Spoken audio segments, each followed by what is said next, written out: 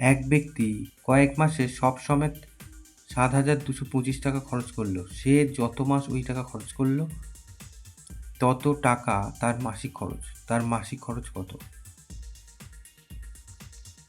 তাহলে এখানে কি বলেছে? মাসিক খরচ যা সেটাই কিন্তু মাসের সংখ্যা।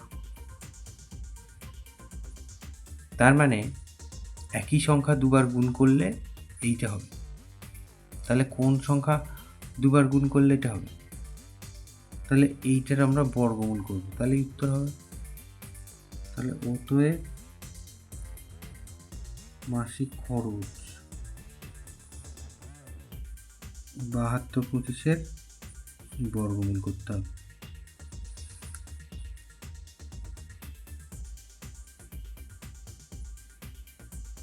বর্গমূল করি।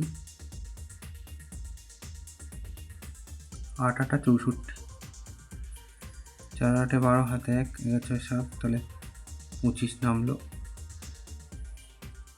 8 2 16, তাহলে এখানে আমরা 5 দেবো। 5 দিলে 5 5 25, হাতে 2, 5 16 80 আর 2 এই। তাহলে উত্তর হচ্ছে এইটা 85। এত টাকা।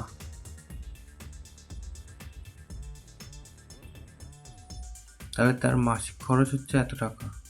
এটা তাহলে উত্তর।